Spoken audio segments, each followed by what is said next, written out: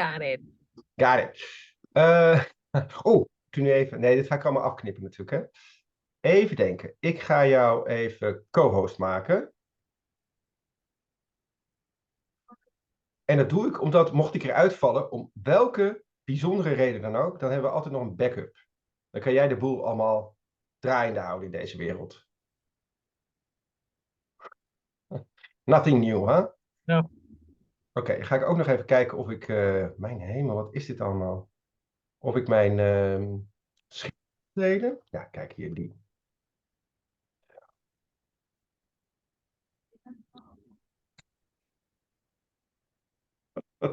Hoe vind je dit? Is dit te zien? Ja, dit is super goed te zien. Oké, prima. Het enige waarvan ik denk dat het niet goed te zien is die figuur. Maar dat zien we dan weer. Die figuur? Ja, dat klaverplat met al die bolletjes. Oh ja, nou ja, dat zien we wel weer. Ja. Even kijken hoor, zo. Ja, precies. We hebben 4 mensen in de wachtruimte nu. 5. Maar dat En kan je counting. zien. Hier, deelnemers. Deze nog even openen. Zo, en dan doe ik mijn... Collega's zijn nog niet hoor. Nee, dit is ook wat. Ik zat gewoon een kwart voor 4 klaar. Zo ben ik. Precies. Even kijken, Maarten.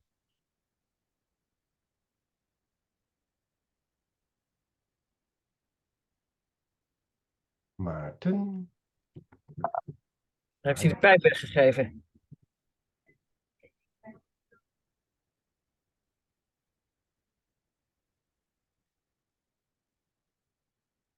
Oh, en dan kan ik ook nog eventjes van hem uitnodigen.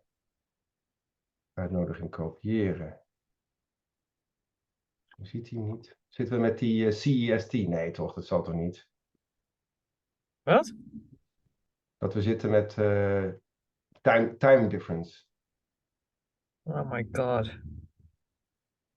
App ze even. Ja, heb ik nu gedaan. En ik heb ook meteen de Zoom-link.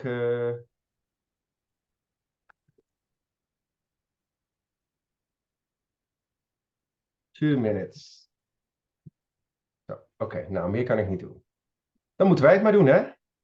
Ik denk wel dat het daarop neer gaat komen. Denk ik ook, ja, als ik het zo zie. Ach nee, wat leuk. Mijn schoonzusje doet mee. Die werkt voor een zadenbedrijf. Die is jurist, hoe heet het, patentjurist bij een zadenbedrijf. Bij Popvriend, of niet? Hè? Bij Popvriend Seeds?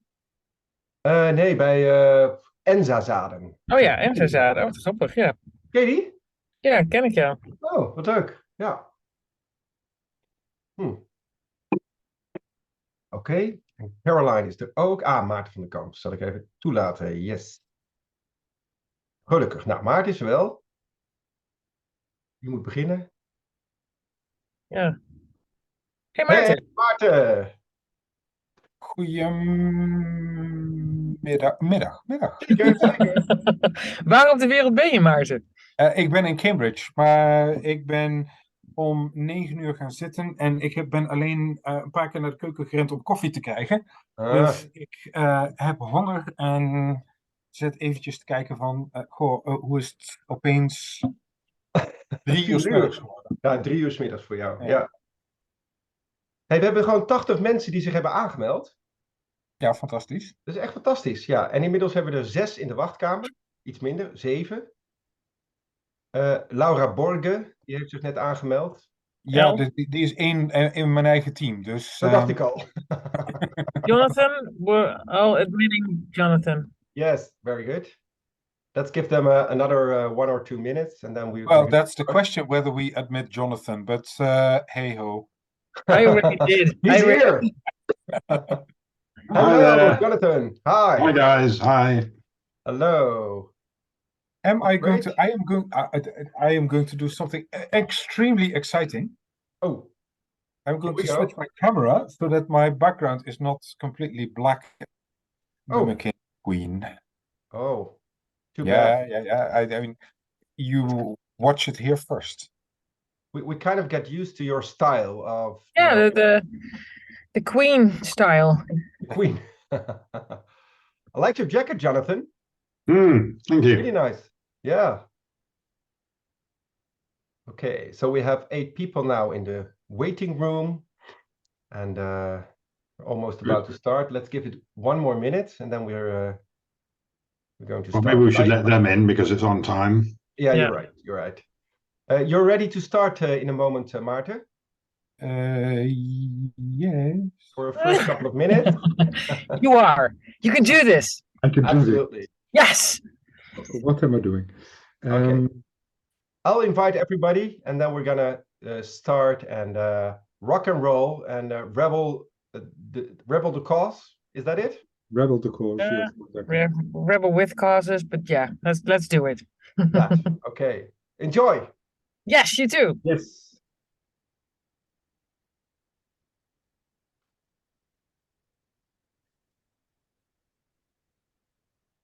Hello. Welcome. Great. People are putting their cameras on and their sound. Hello. Helene, welcome. You were the first one in the waiting room, so I'm glad that you kept on joining us. Interesting, some kind of perspective you got. Ah, hello. Hello. Hi, Stefan. Hello. Hi. And Douglas, good afternoon or good morning. I don't know where you are. Hello, Caroline. Hi. Hello. Thank you for joining us. Hello, Aniek. Very nice that you joined us as well. Of course. My sister-in-law.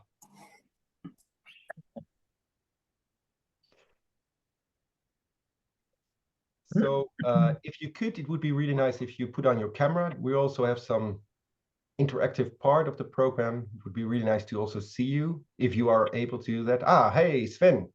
Hello. Hello. Hello. Good to see you. It looks a little bit like a Dutch house. Well, that's not a coincidence. No, I thought so. Oh, great. Okay, so Maarten, what do you think? Shall we start the session? Yeah, I think About so. the route. I'm sure that there are still going to be a few people coming in later. We had quite a few subscriptions for this, but as you know, particularly with busy lifestyles, people might end up having other crises to solve. So we are recording this session so that for people who couldn't make it, that we can still sort of disseminate this session too, so that they still can have a way of understanding what we're all about and how this might actually help their sort of leadership and as a leadership collaboration. So very warm welcome from my end. I'm Maarten van der Kamp. I'm the Director of Education for EIT Food. We are one of the driving forces behind this program. And with me, I've got Rick Koster, Annemarie de Jong, and Jonathan Gosling. And together we've been working on this for quite a while now, and we're very keen to share our thoughts with you and really talk with you about kind of how can we really think about food system transformation. So the starting point here is actually that there are already so many different leadership programs in the world. We don't need to have another leadership program, but what we really need is a collaboration and is really breaking down the silos that exist in the food system to be able to connect across the sort of different parts of the food system, but also different parts of Europe and the globe in a way. Because one of the things is, what we, at least in our understanding, is that the food system is very siloed, and it's going to be very difficult to actually really get systemic change going.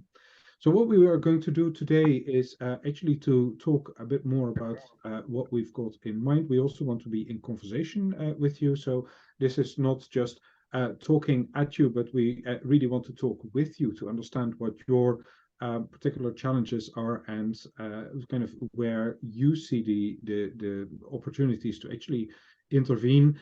We also want to talk about positive tipping points to actually think about how can we sort of on an individual basis, but it's very difficult to achieve change. But maybe if we've got a select number of people that are working on in different places in the food system, collaborating in some way, we might be able to kick something off there. And then in the end, we will go into a little bit more about how is the route actually logically structured? What are we looking for in terms of commitment to make that happen? So very happy to talk with you today. And yeah, it's just as a quick overview of what we've got planned for today. And with that, I will hand it over to Rick. Yes, thanks a lot, Martin. Thanks a lot. And indeed, I'm really glad to work with you with EIT Food to on this new initiative. And just like you said, there are many leadership programs out there. What we really need is something different. It's a leadership collaboration. It's a collaboration between leaders from all over the food system who work together to fix the system. And in that sense, we really need rebels. We need people who really dare to make a difference, dare to stand out and step forward. And that is actually also what we ask of you if you join this program. Then together to get to action, to really make a change in the system, because all the changes that are happening now, there are many incremental changes which really help to a certain extent. But if you really want to transform the food system, something else is needed. And that's what we're here for at the root. And we've talked to many senior leaders in the food system. We interviewed 14 of them in the last couple of months to understand what the challenges are. And they also say, you know, there's something really wrong with our food system.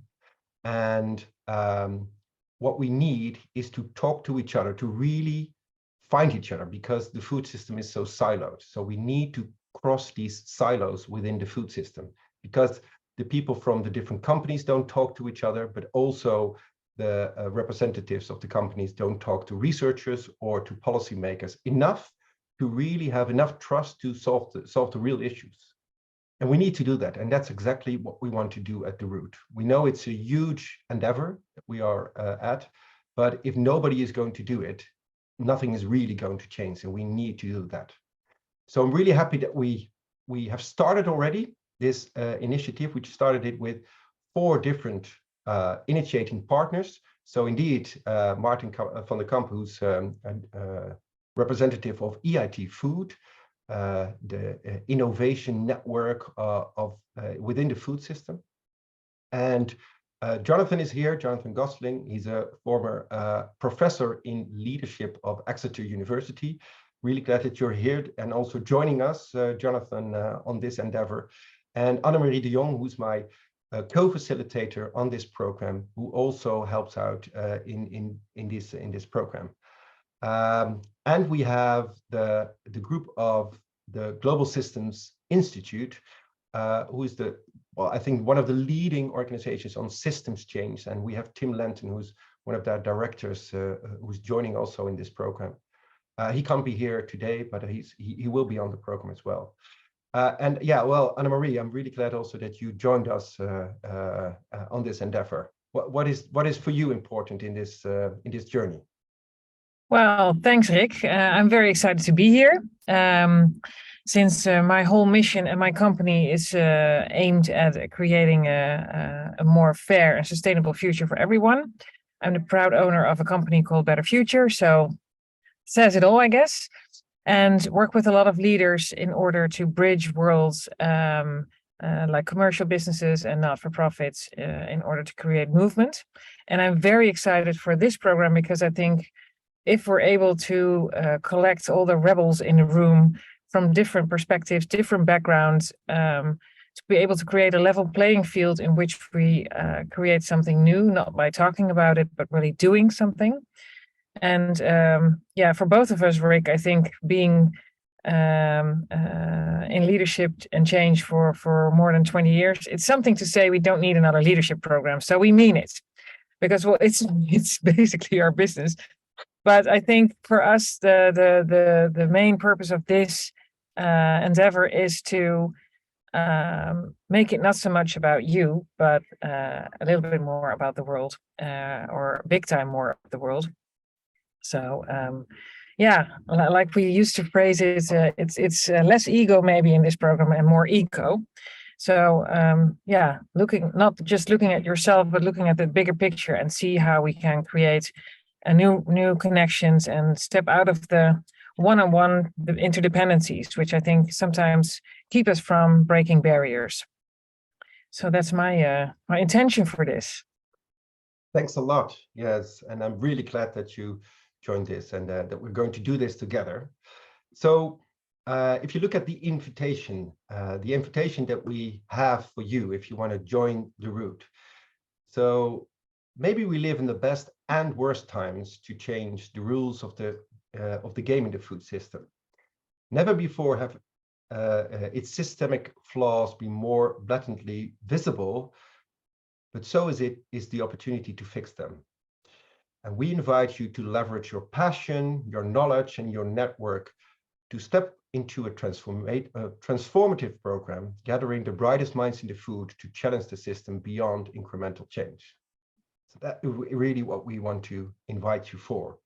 And to give you a glimpse of how the program looks like, so it's more this circular way of going. So we start with personal intakes, and then we move on with the virtual kickoff in September.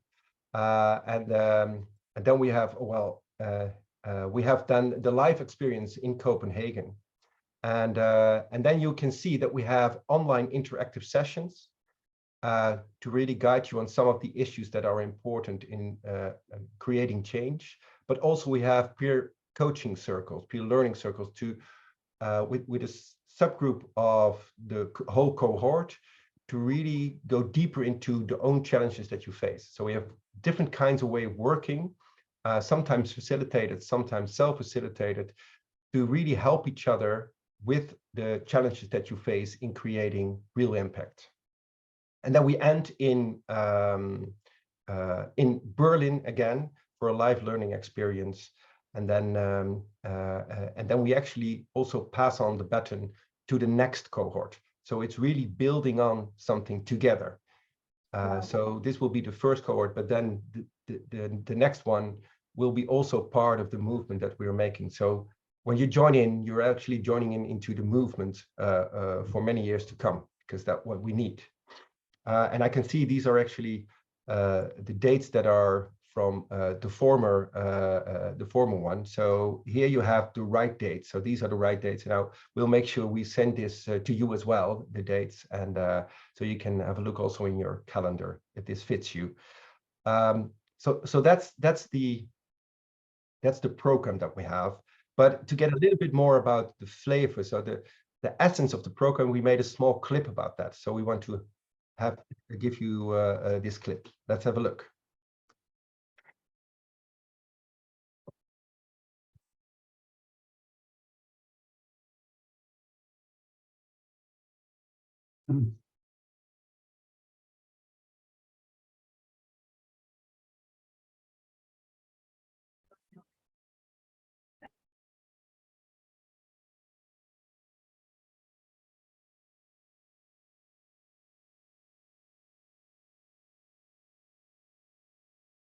Yeah, so that's the essence of what we want to do. To really, it's time to act, and we need to act together. And if you look at we've seen this one. If you look at the backbone of the program, so the last slide, to give you a sense of what we're doing, we always believe that every change starts always with connection, with true, open, and honest connection between people. So it always starts with people. So we really pay a lot of attention to creating this group of people who are really connecting together. And then we're also searching for the cause. What is the real cause that we have as a cohort, as a group? And of course, we don't really know from where people are in the food system. So we also, within this cohort, we seek for this cause together as well. And then we're going to create. And as you can see, it's going back and forward. So when you start creating, you better understand about the cause, but you're also connecting together more and more, and which also gives you a more sense of purpose, more sense of cause. So they're all connected. So we're always in this loop of connecting, creating all around this common cause to create a better food system. Okay, so if you have any questions, please put them into the chat so we can have a look at them at any time. And there will be some time at the end to answer some of your questions. But for now, we would like you to go into breakout groups. We have 4 breakout rooms around us as facilitators. And we would like you to introduce yourself with your current position, not with your whole CV, but just your current position. And what we would like you to answer is, where's the rebel in you? So what do you really want to do when it comes to changing the food system? So those are 2 questions. And we will go out into a breakout room for 10 minutes. And then yeah, you get to know some of the potential participants and some of the facilitators. Okay, we'll make the rooms once more because some people joined in a bit later. Okay, so enjoy. See you in 10 minutes. Thanks.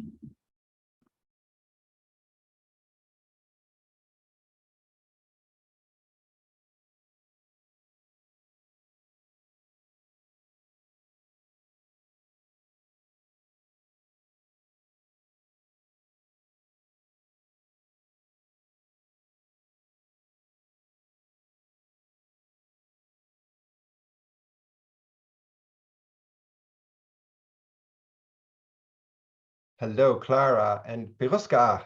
Hello. I hope you can hear me. I don't know if you're able to join or just listen in inactively. Both is fine, of course, but if you want to join into a breakout group and you are not able to make it, please let me know, maybe in the chat, and then I can help you get into the room.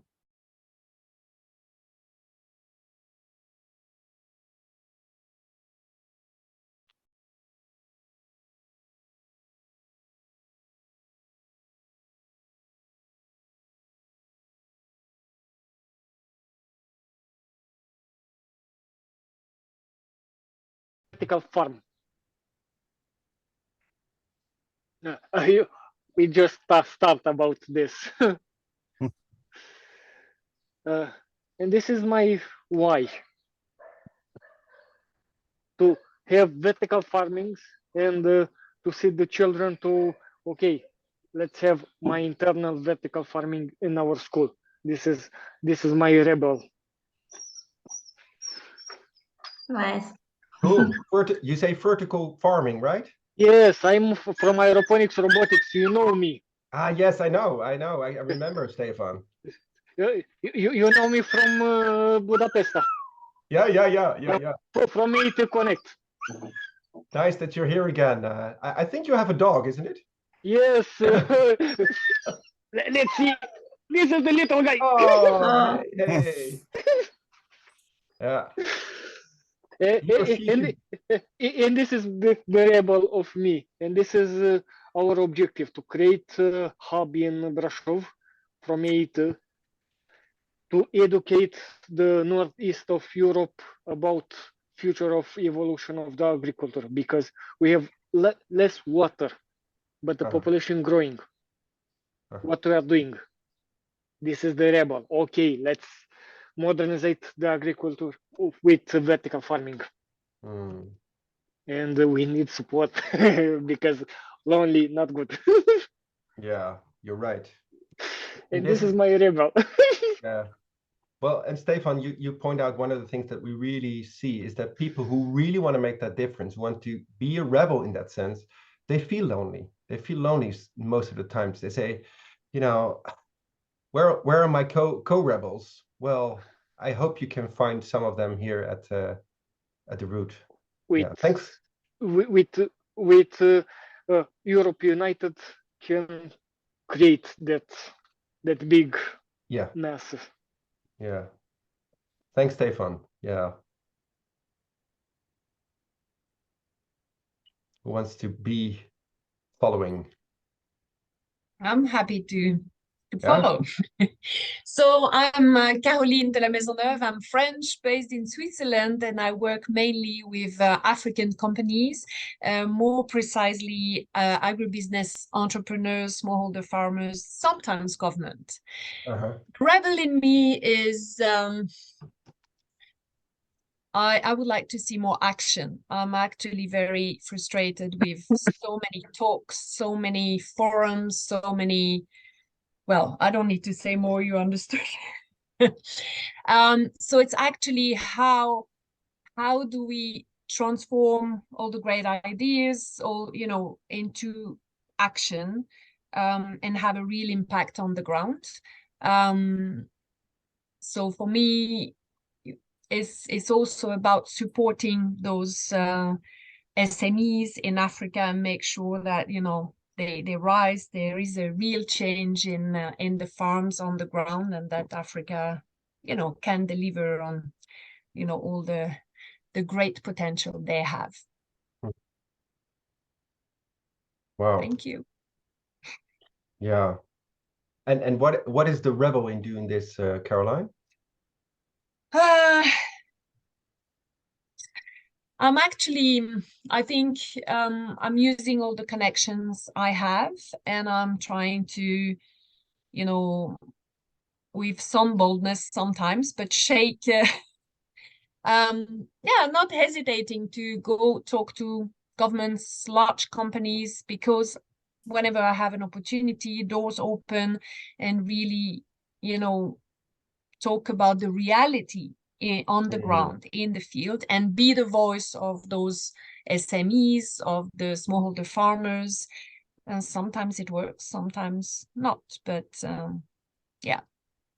Thank you so much. Yeah, I can fully understand that dynamic of speaking up. Yes. And sometimes feeling that it's not sticking. It's not sticky. Yeah. Thank you. Thank you so much. And yeah, I think there's a very prosperous future for Africa, though. There was a really good documentary. It was in Dutch actually, but about the rise of Africa and then the unitedness of Africa as well. So hopefully. Huh? Thanks. Friederike or Douglas? Ladies first. Okay. Okay, hi, I'm Friederike. I'm from Germany. I'm actually coming from the sustainable packaging industry, but I will join the EIT Food Central in Munich next month, working for them as an entrepreneurship facilitator. That's why I wanted to sneak into one of the EIT Food events first and get to know a little bit more about it. And I'm a rebel in the sense that I'm not afraid to try things out first. For example, I'm a vegan and I'm coming originally also from Bavaria. So I know that the food industry or eating food is a very, very emotional topic. And it's connected to the comfort zone of many people. So many people are really afraid to lose traditions, to lose many things they feel at home with when it comes to food. So I feel like they really need courageous people that go first and show them, listen, there's nothing to worry about. It's not so hard as it might seem in the beginning, and really be like a positive inspiration and contribute to make this change easier and also joyful, and not something that people go for now that they have to, but actually they wish they would not have to be forced to look at certain topics, but everything would just stay as it is. So I think I see myself in this facilitating role to show that change, that there is also something positive, energetic, and joyful in change, actually. Very good. Wow, thanks a lot. And indeed, this is also why we are trying to get food historians into the program, because the traditions in different countries, in different settings is so important to understand if you really want to make a change, and you're also tapping into that. Yeah. So great that you paved the way in that. Thanks, Frederica, and good luck also with your facilitation. Well, Douglas. Yeah. Douglas Onquist. I am working currently as a project manager at a cluster organization called Livsmedelsakademin in Swedish. We're based in southern Sweden, and our focus is the food chain or food industry. So we're working with different kinds of processes that where we hook up the different parts of the chain in the food chain. And I've been doing that for a couple of years, and it's difficult. The system is fragmented, and it's very difficult to create true change. So this is sort of the demon that we're working trying to affect. It's not just one part. We have to affect the whole chain to get true change. I'm actually heading a national project at the moment where we've sort of tried to connect both industry, government agencies, NGOs, consumer groups to try to understand what do we have to do to eat better, both for ourselves as individuals, but also for the environment. And as you, Frederick, mentioned, that's not as easy as it sounds. The logic then suddenly meets the individual with its preferences and history and a family thinking certain things and religion, and suddenly it's very complex. So fantastic sort of thing to try to change, but heavy work. And of course, I'm looking forward to sort of hooking or joining arms with people all over Europe to sort of keep on having the energy to change the system, which is absolutely necessary for both the individuals and the society and environment. Yeah. Wow, Douglas, thanks so much for sharing this, and really feel into it, and keep having this energy, after setback and going too slow, and still you have to move on because this is the only way. Yes. Well, only way in a sense, but the only way is to keep going in that sense. And you seek for new ways, but sometimes it feels really, disencouraging. Yeah. So I'm really glad that you joined for now, and also that you're seeking for like-minded people who really want to make that difference. Yep. And it seems like you're doing already really a lot. Well, we're trying, but we need all the help we can get. Yes. And it also reminds me of sometimes the strange numbers. Like I live in the Netherlands, and you see the numbers of people eating less meat, and it is not changing at all. For the last 5 years, people eat just the same amount of meat for the last 5 years, maybe 1.5% less. And there is a rise of vegetarian food, but still we eat the same. Yeah, sorry, Frederick, go ahead. Yeah, I wanted to say we just received the new numbers, and I think last year was a record low in meat and dairy consumption in Germany, actually. Oh, wow. Which might not be like replicated in the industry itself, as we're exporting a lot of meat also. So the numbers of national consumptions go down, but the numbers of international export go up. So you can't tell probably that we are consuming less, but for the Germans themselves, they really started to be more flexitarian, and it's already showing in the national consumption numbers. Well, that's promising. That's promising. Yeah. Well, thanks a lot for this check-in and to understand where the Rebel in you is, and also what the challenges and the need is that you have for support. Okay, we'll go back to the main room and then start to tell a little bit more about the route.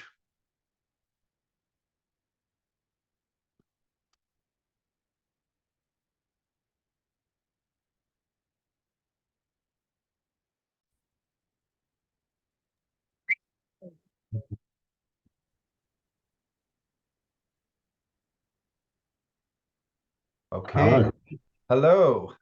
It's always a cruel thing, Rick, when you're pulled out of a very interesting conversation. Yeah, I know. We had the same actually, and yeah, we already took 3 minutes extra. I mean, we decide on our own, of course, how many times we want to share. But yes, it's cruel.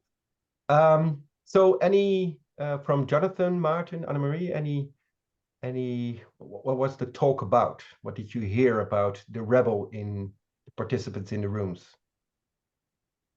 So so I had a conversation with Aniek and Clara as well, and it's a key coming out of there is that people are not talking to each other, and if we want to solve this, it has to start with connection and sort of understanding sort of where there are cultural issues, but also how do we actually share knowledge, and how do we do that? And I think Clara made that point very eloquently. Sorry, Clara, I didn't have a chance to respond to you in by talking as yet.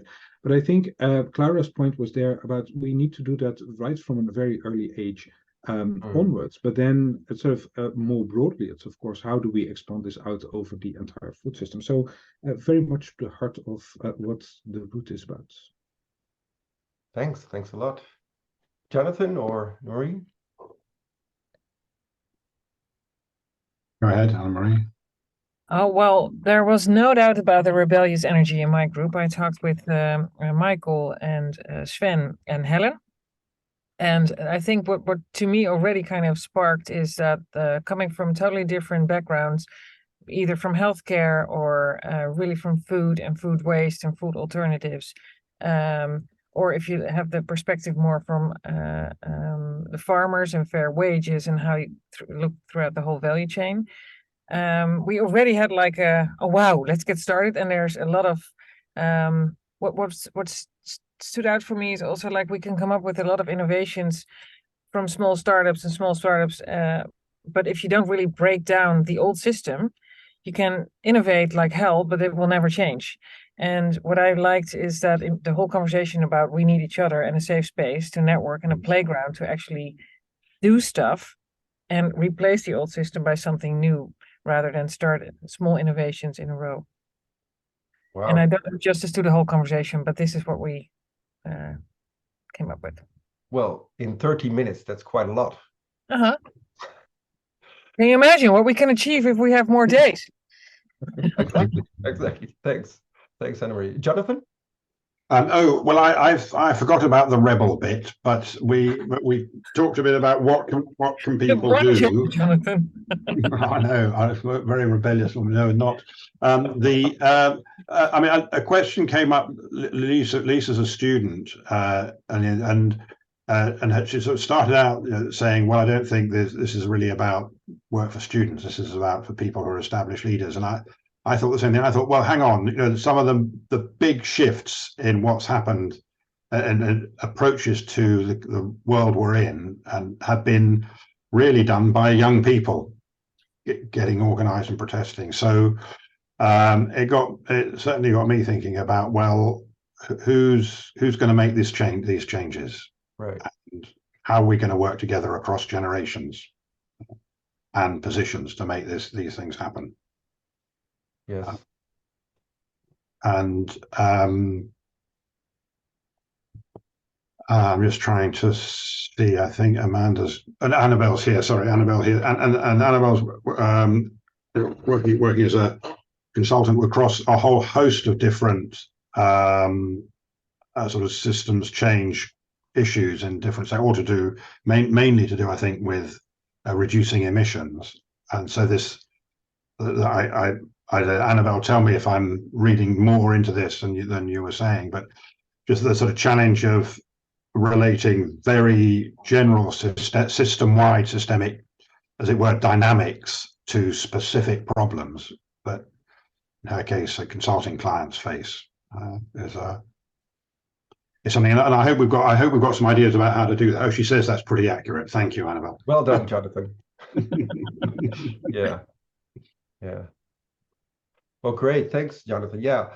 I was talking to Stephen, Stefan, and Caroline, Frederike, and Douglas. And it was, well, a couple of themes came up. One of the things is the feeling of loneliness. You know, you're in this endeavor, you really try hard, but you know, I need support. I need people who can join in this endeavor. That's one of the themes that we heard. And the other one is to keep on going, to keep on having the energy to keep on going while you also have a lot of setbacks, and you know, it's not going fast enough as you would like to have. You know, Douglas is working on the whole chain, the food chain in the food industry, and to really get all these people together in a movement, that's really asks a lot of energy, and he's looking for that energy as well. So it was really the feeling of we need each other, and we need so many people on this endeavor. And I think that one of the things that we also talked about was the feeling of rocking the boat while staying in it. And that was also what Caroline was tapping into. You know, you try to bang on the doors of governments and corporates. She's working, for instance, in Africa with African SMEs, and how they really understand what's needed and how to really help the farmers in Africa. But it's that balance between really being a rebel but still staying in the boat and not being, you know, cast out of the boat. So that challenge and how you do that. Yeah. Well, so that's a start of who's here and what are we looking for in this program in the route. Indeed, Jonathan, tapping into, you know, who can join and who should join. One of the things that we do have is in the program, we will also connect to different generations and different people in the program itself to get new views in. But if we look at the ideal cohort, we thought about the ideal cohort for the route. So we really look for a diverse group of mid-career to senior influencers, leaders, and decision makers across the entire food system. And this is what we said. So if we have 40 people, it would be great to have these different kinds of participants. And in our group, we also talked about food habits and food traditions and how important they are. And if you want to change something in the food system, you also have to acknowledge that a lot of people have a lot of feeling to eating. So that's also why we said we need some social scientists or food historians. It would be great if they also join in, and also journalists, because they write about food. They write about maybe even Instagram influencer who has a lot of influence on, you know, on how people view food and what is good food. Well, these are just some of the ideas. Of course, it's ideal. We don't know. We're talking to a lot of people in the food industry just to get you a glimpse of a lot of people that we are talking to now. So you see, they work at companies like PepsiCo and Ahold, but also NGOs, governmental organizations like the Netherlands Nutrition Center, foundations like Foundation Earth. Here you see some more people that we are talking to, different job titles they have. Sometimes they really work in sustainability, senior director of sustainability, but also talent and leadership development manager. So different people all across the food system and also in HR. Here are some more people that we are talking to at the moment, just to give you a glimpse of the people that we are working on. So to get a little bit more about, so what is the background about the route? So from what idea do we work? And Jonathan, maybe you can talk us through a little bit of the idea from the Global Systems Institute at Exeter University. Tim Lenton is the director there, and some of the ideas, because I think that we were looking for a common language and also a common way of working when we are transforming the food system. Yeah, thank you very much. So we're drawing on this report, and I can stick another copy in the chat for anybody who's interested in it. And I think it's particularly interesting because, you know, really, if we look at the food systems, we know what's wrong. It's not like we've got to do a huge analysis to say these are the things that are wrong overall, and we kind of know what the outcomes are we need. And one of the problems, I've been around the leadership development world for a long time, and one of the problems that happens there is that leadership development tends to become very focused on the person of the leader, and leaders get developed, and of course, because they're leaders, one wants to follow the agendas as set by leaders, and you then get something that becomes systemically, you know, often, just to be honest, you know, reinforcing existing power structures, and you know, and it's really not the case, unfortunately, that profound personal transformation and insight that comes from great leadership development programs leads to significant system change. Very often, people who working in big corporates after profound leadership experience decide to leave the corporate life and go do something else. And if people who do think, well, I can make a change, they can make a change often in their own organizations of some sort, but trying to shift things to change the rules of the game rather than how their own company plays the game is much more difficult. But we've got to change the rules of the game, so we've got to start somewhere different. And that's why in our LinkedIn post we've been saying this is not another leadership development program. At least it's not another leader development program. We are, of course, about leadership. Could you, Rick, give me the next slide? So I'm going to take you through this argument. So I hope you can see this. So what the Food and Land Use Coalition did in this report was identify 10 critical transitions that are needed across, and then there's nothing contentious about any of these. The outcomes at the very top are, of course, healthy diets for everyone and nutritious food, and that's not only what's provided, it's what people choose, of course, and what's available to them. It's a very complex set of factors that determine what people actually eat.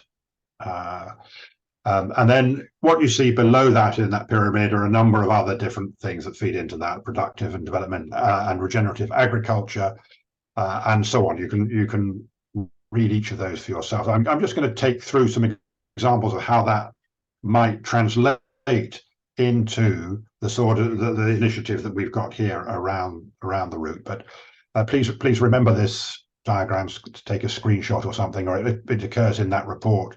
I see that Martin's put it in the thing.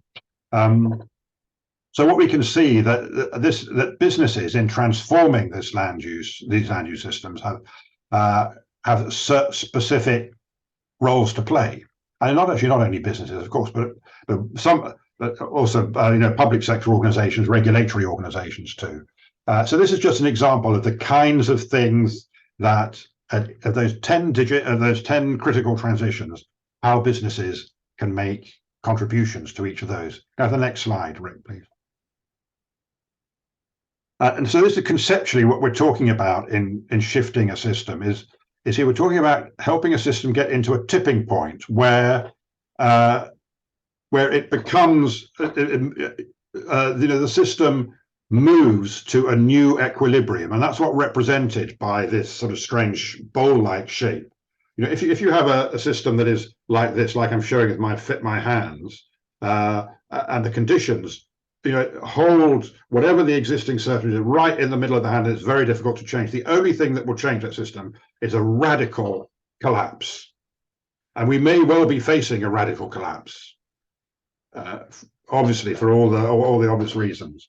And what we're talking about here is a possibility. Well, look, if we open out, change the shape of that, can we shift the system from this level to this level? So this place is where we have our current system. This is a new and better system which provides those healthy diets, that nutritious outcome that we're after. Now, to get from here to here, it's not necessarily just pushing uphill, pushing uphill. It can also be getting into a situation where you have self-reinforcing loops, what we call a tipping point. into a new equilibrium. And as this diagram shows, tipping points can be seen to be affected by a number of different interventions. Interventions by at social level and regulatory governmental level, by a number of people always cooperating, collaborating, acting together in some ways. And that's really what we want to initiate, is moving towards positive tipping points in this. Now, the next slide, Rick. So this slide shows three different kinds of factors to take into account. It's not really helpful to try to read this, as it were, from left to right, but just take the three columns. The first one is, what are the different kinds of interventions that actors can make? And we want to convene. The route is convening some actors to do some of those things in that first column. And if we succeed in doing some of those things, then we'll benefit from reinforcing feedbacks. And we can act to increase those reinforcing feedbacks. And of course, it's not all down to just what we do. It does depend on external conditions as well. And these are what can be influenced partly by policy, by government, by advertising, by all kinds of other activities that take place, and really by luck and by what happens in the environment. You can't control everything. But it's important to try to understand how these three, as it were, systemic levels or systemic types fit together. But where we really want to do is start acting in that first column. Now, the next slide. This really is just to do with the sort of a theory representing how new changes, that curve, and how new changes get adopted. And what we're trying to do in the route is to shift that dotted line, the solid blue line, shift it leftwards, so that we really get that from innovators to early adopters, hit a tipping point, so that things really change for all those self-reinforcing reasons that I was describing earlier. Can I take the next slide, Rick? So, so in this report, the FOLU have really focused on 4 of those 10 critical transitions that we listed in that pyramid. And I just want to take you through what some of that might turn into in terms of an agenda for action. Can I take the next slide? The first are trying to remember these 5 conditions for a tipping cascade. So it's rather than a tipping point, a whole cascade of things happening. And it's around these, whatever we do has to be economically effective and competitive. It has to have higher performance than the existing system, has to be more accessible, has to suit cultural norms as they are and as they evolve. And there's really got to be the capability to do it. So it's got to be in other words, got to be practical, not just idealistic. This is all in that report, the link you've got. Next slide, please, Rick. So just to take the example of dietary transition, how could we change diets in Europe and get this down? So what we're talking, remember, is about what actions can we take in that blue rectangle down the bottom left-hand corner, so that we hit that large-scale tipping point where the sort of target is, so that we get radical change and rapid change, because we are in an emergency. We have to move. We haven't got time for all of us to go through lovely developmental experiences and do nothing with them. We've got to get organized to hit this point. Next slide, please. So this is now within that little blue triangle. And here we're looking at, amongst the kinds of, one set of those conditions is policy interventions. So that we're looking at how might we get policy interventions that would give us more investment in innovation in the food space. And you can see within this square, there are a whole bunch of different things that would have to happen around performance, price, convenience, cultural norms and capability, and that would gradually, bit by bit, these innovations, if the circumstances of this innovation were properly pushed in government and in companies and capital expenditure and financial services investments were pushed in that way, we could begin to see what we're doing is moving towards closer to that large-scale tipping point. We've got to recognize along the top of that rectangle, you've got, as it were, downward pressure resisting change, coming from consumers who don't want to change, coming from the incumbent forces lobbying, people who are doing really well out of the way things are and don't want it to change. And as we know, farmers themselves, whose lives and cultures and ways of doing things will be threatened by some of this change. There will be change in there. So these are all, so as it were, progress towards these changes always met by resistance of one kind or another, for very good reasons. And one has to face those and work out how you're going to deal with it. Have you got the leadership to push through it, and policies to take that a proper account of that?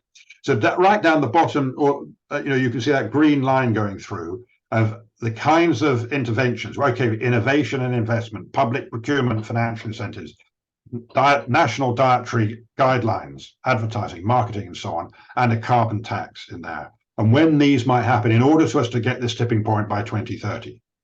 Can I take the next slide? So this is exactly the same kind of model, but this time we're looking at how do we deploy public procurement? How do we make use of the capacity of governments to procure and influence procurement in order to shift diets? And the next slide. And this is around regulatory interventions. Again, it's the same model. It's the same aim of hitting that large-scale tipping point by 2030, this time through regulatory interventions. And the next slide. And here we are. What are the things that can be done in order to limit backlash? Limit those backlash from those other ones. So really what I wanted to show you with all of these is that a group of people, such as we want to convene in the Root, can work to an agenda that can be worked out like this. You can't do everything all in a year. And that's why when Rick was introducing the program, after about 18 months or so of the program, the first cohort will hand over to the next. Maybe some will want to continue working on it. But we recognize there'll be a sort of, people will come through, they'll be active, and then new people will join and take over. And we try to get a balance between having continuity and rejuvenation in this in order to progress towards these 2030 targets. In the next slide, Rick, please. So that takes us really out of that part of the presentation. But what I wanted to show you really here is that this is a little bit different to the kind of systems change initiative where we say, well, everything's so complex, we can't plan it through. Everybody take their initiative, do whatever you can, and maybe some of those butterflies flapping wings will create a really good hurricane somewhere else. Which is I'm perhaps being mean in typifying, but a lot of complex adaptive system activity combined with leadership development takes that sort of line. It's too complicated, too difficult to think of a plan around systems change, but it's not. I think we can see how systems do tip.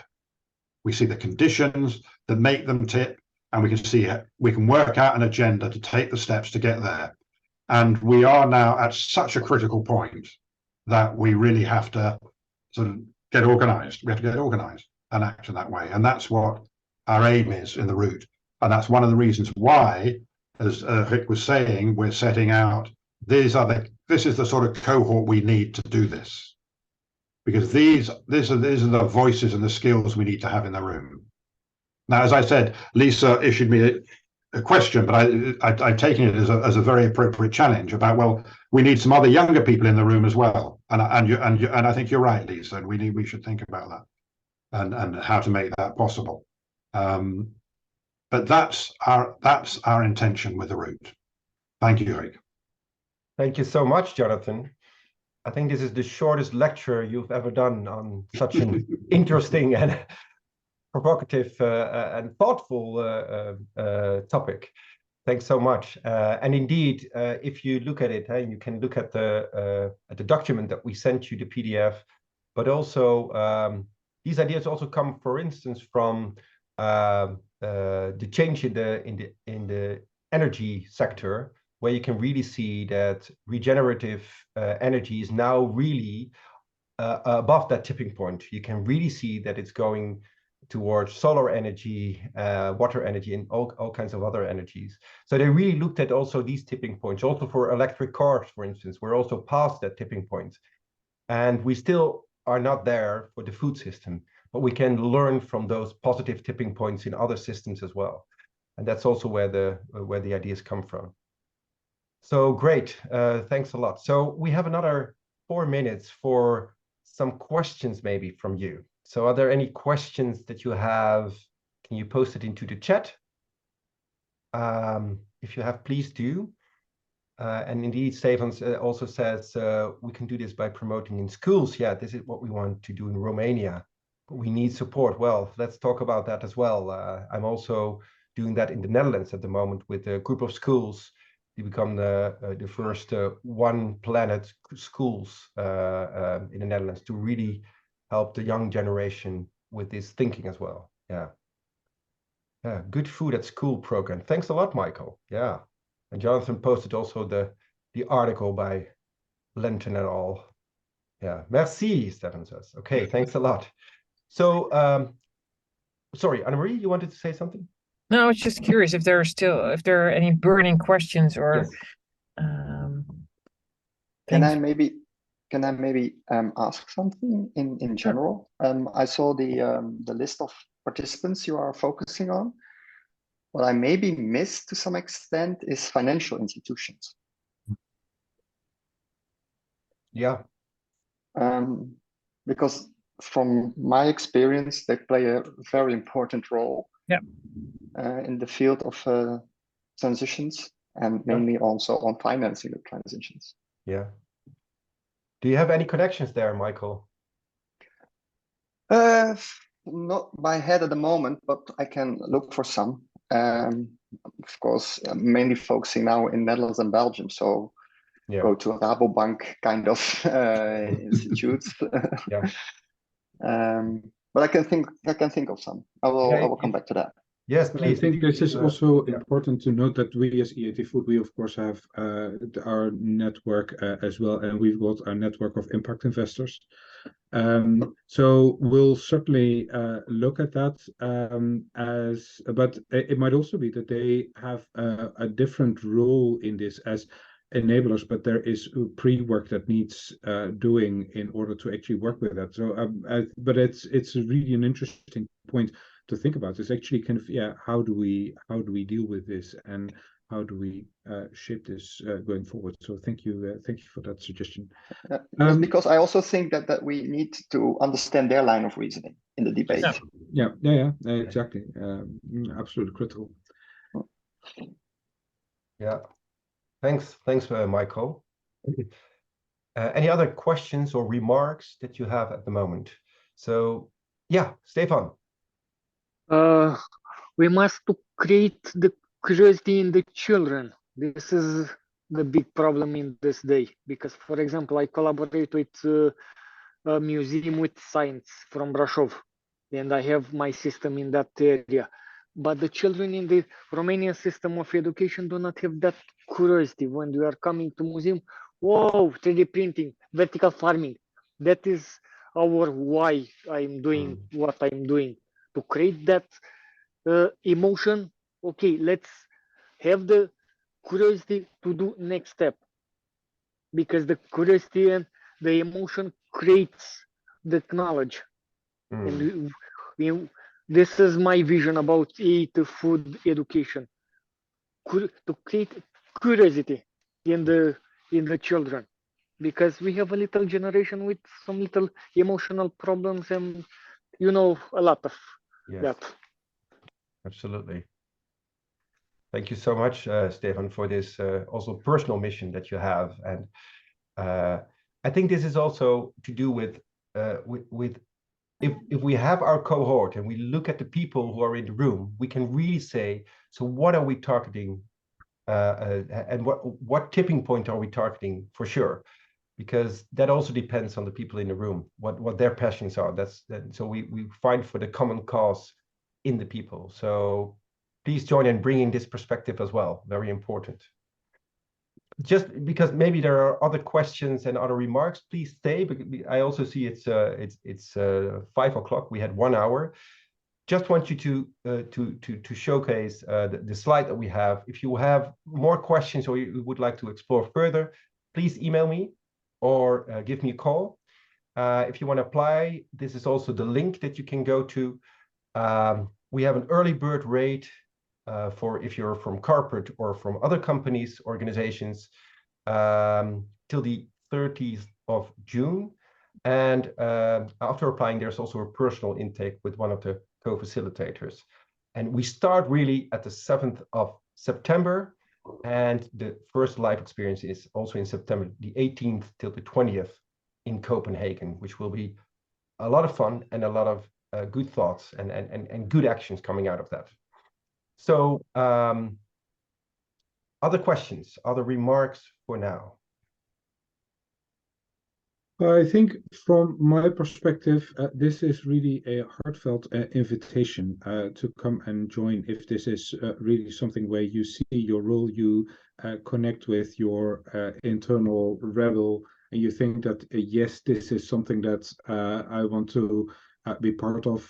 This is something where it really is action-oriented. This is working with like-minded people from across the entire food system to really see how we can get some of those tipping points going, and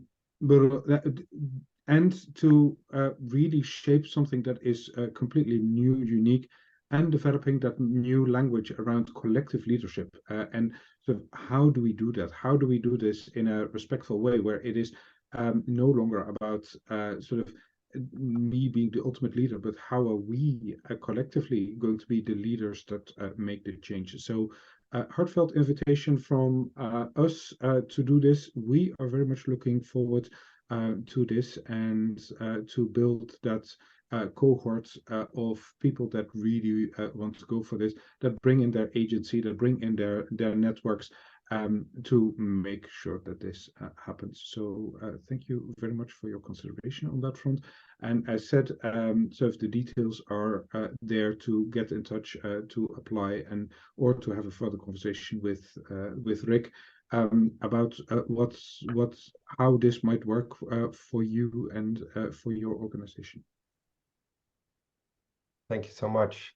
Thank you, Douglas, for the applause. Thanks a lot.